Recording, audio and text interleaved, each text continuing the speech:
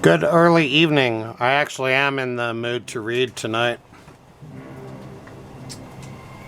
I don't know what day it is. It's Tuesday. Putting on my glasses. I'm in minus Morgul. I'll show you some of that zone after I read a page. Let's see what page we're on. Oh yeah, before I do that, let me show you the games I just bought for about $42. Fallout New Vegas. South Park, The Stick of Truth. Red Dead Redemption. Fallout 3.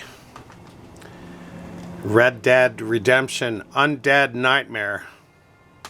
Alright, that'll be fun. The Fellowship of the Rings. Page 10. One gross, if I may use the expression. No cheers. This was ridiculous.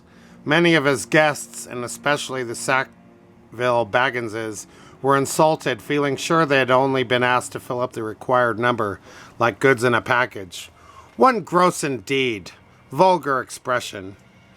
It is also, if I may be allowed to refer to ancient history, the anniversary of my arrival by barrel at Esgaroth on the Long Lake, though the fact that it was my birthday slipped my memory on that occasion.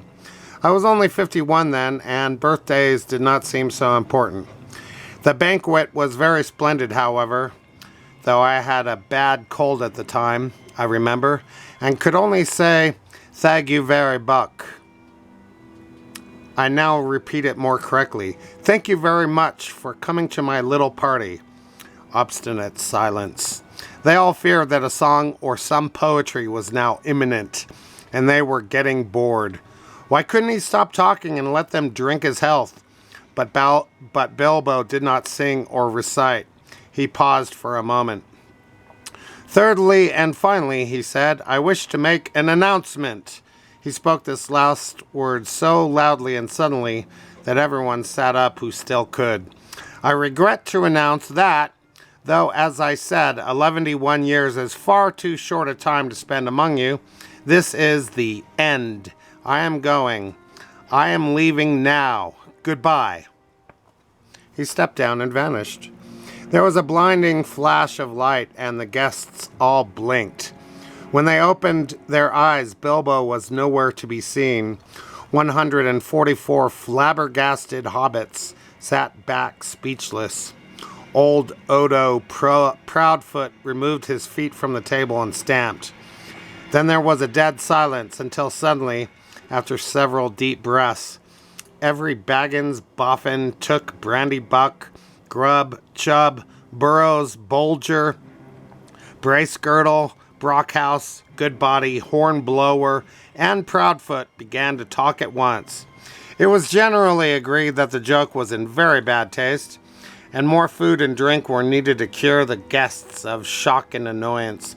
He's mad, I always said so, was probably the most popular comment. Even the Tooks, with a few exceptions, thought Bilbo's behavior was absurd. For the moment, most of them took it for granted that his disappearance was nothing more than a ridiculous prank. But old Rory Brandybuck was not so sure. Neither age nor an enormous dinner had clouded his wits, and he said to his daughter-in-law, Esmeralda, There's something fishy in this, my dear. I believe that Mad Baggins is off again, silly old fool. But why worry? He hasn't taken the victuals with him. He called loudly to Frodo to send the wine round again. Frodo was the only one present who had said nothing. For some time he had sat silent beside Bilbo's empty chair and ignored all remarks and questions. He had enjoyed the joke, of course, even though he had been in the know.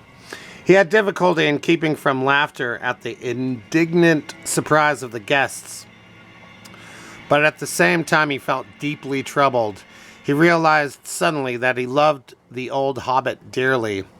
Most of the guests went on eating and drinking and discussing Bilbo Baggins's oddities, past and present. But the Sackville Bagginses had already departed in wrath. Frodo did not want to have any more to do with the party.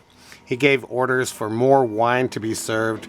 Then he got up and drained his own glass silently to the health of Bilbo and slipped out of the pavilion. That was page 31. I mean, the beginning of page 31 from a long expected party from the Fellowship of the Ring. Well, that was fun. Alright. Take off the glasses. Get back to Legolas. This is some beautiful country. My goodness. So I'm only 38% of the game complete.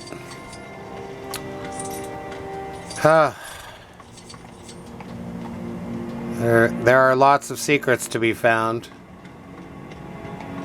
I had a good day today on my day off. What did I do? I hung out at McDonald's and Starbucks is what I did. And was on the web. There's a ledge to jump on. He did it. This is why Legolas is just the most useful character to play on this game, it looks like. Because he can do most everything.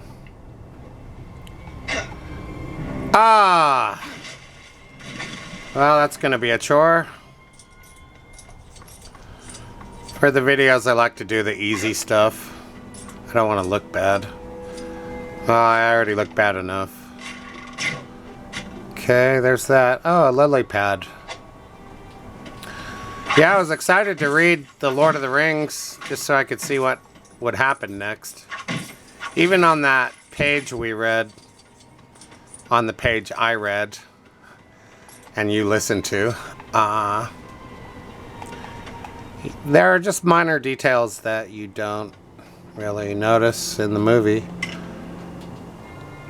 Let's see. Mithril rope. Very useful thing in this game.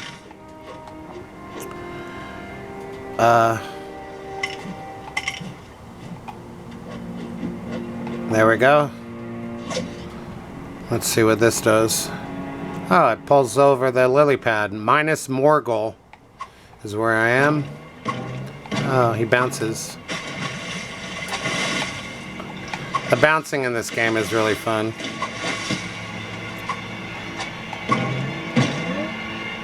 I can't even do this right.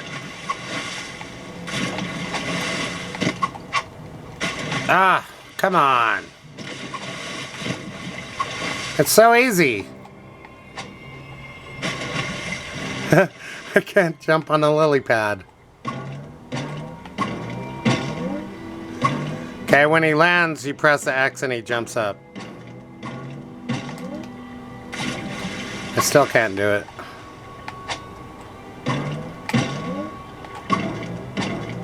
Okay, move the camera. Okay, it works. Oh no, I have to do it all over again? What is this, Frogger? Oh, and he drowned. Maybe Gimli can do it. I see that Gimli is needed over there.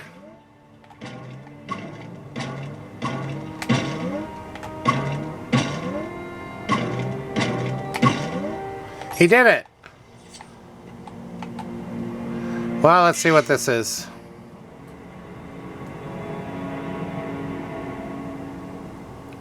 No voice from the orc? What is it, broken? We might hear the voice in free play mode. Quest unlocked. Well, that's good.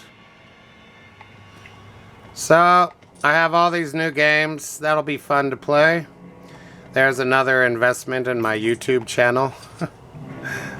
I've never been paid a cent from YouTube. Well, you look at that. That's amazing. Welcome to Middle Earth. I'm making some soup. I decided to come to the studio early today.